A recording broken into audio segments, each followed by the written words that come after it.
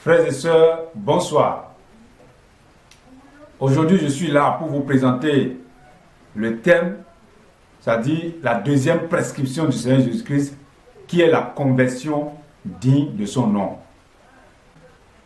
Si une âme s'est repentie, elle doit forcément se convertir. Qu'est-ce que donc la conversion? Vous savez, si on a demandé à l'âme de se repentir de l'amour pour la créature, c'est que la conversion, il est question de se convertir à l'amour pour le Créateur. Il est donc question de la réconciliation.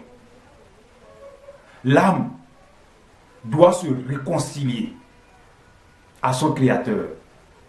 L'âme doit choisir. C'est le moment où l'âme choisit.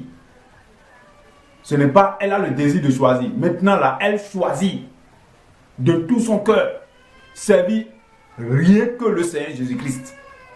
Elle choisit de tout son cœur servir Dieu le Père, le Fils et le Saint-Esprit. Elle choisit de tout son cœur observer rien que la volonté du bon Dieu. Elle choisit de tout son cœur observer rien que l'amour pour Dieu et l'amour des uns des autres. S'unir avec ses frères pour observer la volonté de Dieu, voilà ce qu'elle choisit. L'âme choisit de tout son cœur souffrir, mourir pour le nom du Seigneur Jésus-Christ. Voilà la conversion digne de son nom. Il y en a qui se disent être convertis à Jésus-Christ, mais quand les persécutions descendent, ils disparaissent. Quand la souffrance descend, ils disparaissent. Ils ne connaissent plus Jésus. Ils disent qu'ils ont choisi, ils se sont convertis à Jésus-Christ, mais refusent de pratiquer l'amour, refusent de s'unir avec son prochain pour pratiquer la charité qui est l'égalité. Si vous dites que vous vous êtes convertis à Dieu et vous refusez de vous unir pour pratiquer l'amour, sachez que vous n'êtes pas encore converti. Parce que la conversion digne de son nom consiste vraiment à choisir Dieu, à l'aimer rien que lui et à aimer nos prochains comme Jésus-Christ nous a aimés. Si tu n'as pas encore choisi cela de tout ton cœur, sache que tu n'as pas encore choisi Dieu. Tu n'es pas encore converti à Dieu. Vous voyez? Donc voilà la conversion digne de son nom. Et nous allons donner quelques versets pour prouver cela. Nous allons lire premièrement Josué 24, versets 14 à 15. Maintenant, craignez l'Éternel et servez-le avec intégrité et fidélité. Faites disparaître les dieux qu'ont servi vos pères de l'autre côté du fleuve et en Égypte, et servez l'Éternel. Et si vous ne trouvez pas bon de servir l'Éternel, choisissez aujourd'hui qui vous voulez servir. Ou les dieux que servaient vos pères au-delà du fleuve, ou les dieux des Amoréens dans le pays desquels vous habitez. Moi et ma maison, nous servirons l'Éternel. Vous voyez, frère? Donc c'est un choix. Quand on parle de la conversion, il est question maintenant du choix. Il y en a qui disent qu'ils ont choisi, ils se sont convertis à Jésus-Christ, mais ils adorent toujours dans leur cœur le diable, les démons. Ils trichent toujours. Quand tu choisis de suivre Jésus-Christ, tu le choisis et tu le choisis pour la mort et pour la vie. Dans les persécutions, c'est lui ou rien. Dans la souffrance, c'est Jésus-Christ ou rien. Vous voyez? Donc c'est ça. La vraie conversion digne de son nom. Tu te convertis à la doctrine de Christ. Tu te convertis à l'amour pour Dieu et pour son prochain. Rien que pour ça. Et tu travailles rien que pour ça. Jour et nuit. Voilà. Et nous allons lire Romains 8, versets 35 à 39. pour encore mieux éclairer. Qui nous séparera de l'amour de Christ? Sera-ce la tribulation ou l'angoisse ou la persécution ou la faim ou la nudité ou le péril ou l'épée?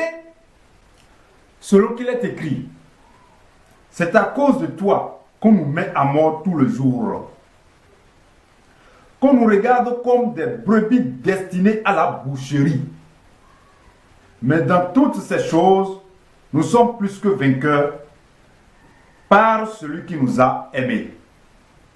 Car j'ai l'assurance que ni la mort, ni la vie, ni les anges, ni les dominations, ni les choses présentes, ni les choses à venir, ni les puissances, ni la hauteur, ni la profondeur, ni aucune autre créature ne pourra nous séparer de l'amour de Dieu manifesté en Jésus-Christ notre Seigneur. Voilà, frère, un choix définitif, un choix décisif d'être uniquement pour Jésus-Christ et pour Jésus-Christ, quoi qu'en soit ce qui se passera. Vous voyez, il n'est pas question de choisir de suivre Jésus-Christ lorsque tout va bien, comme certains chrétiens de nos jours. Ils sont convertis à Jésus-Christ, ils sont pour Jésus-Christ lorsque tout va bien dans leur vie. Lorsqu'ils ont le pain en abondance, lorsqu'ils prospèrent, lorsqu'il y a l'argent, lorsqu'ils ont des enfants, de femmes et de maris. Mais lorsque ça les chauffe, lorsqu'ils n'ont pas ce qu'ils vont manger, lorsqu'ils réclament peut-être des enfants, ils n'ont pas trouvé, de femmes, ils n'ont pas trouvé, de travail, ils n'ont pas trouvé, automatiquement ils abandonnent Jésus-Christ. Ça, c'est une fausse conversion. Ce sont des faux convertis. Une vraie conversion digne de son nom, tu choisis de mourir pour Christ. C'est comme l'armée. Vous voyez les militaires, ils choisissent volontairement de mourir pour le peuple, pour la nation. De mourir sur le champ de guerre pour la nation. Et ils sont prêts pour le combat, prêts pour la guerre. Ils oublient la femme et les enfants et ils vont en guerre pour la nation, rien que pour la nation.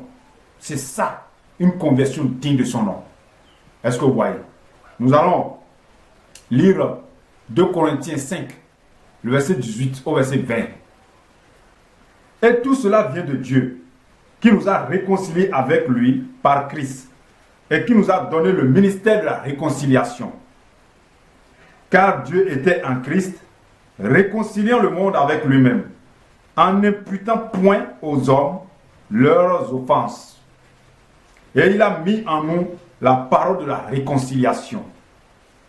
Nous faisons donc les fonctions d'ambassadeurs pour Christ, comme si Dieu exhortait par nous. Nous vous en supplions, au nom de Christ, soyez réconciliés avec Dieu. Donc frère, voilà, la conversion digne de son nom, c'est d'être réconcilié à Dieu. Et quand l'âme se réconcilie à Dieu, elle se réconcilie à Dieu pour toujours.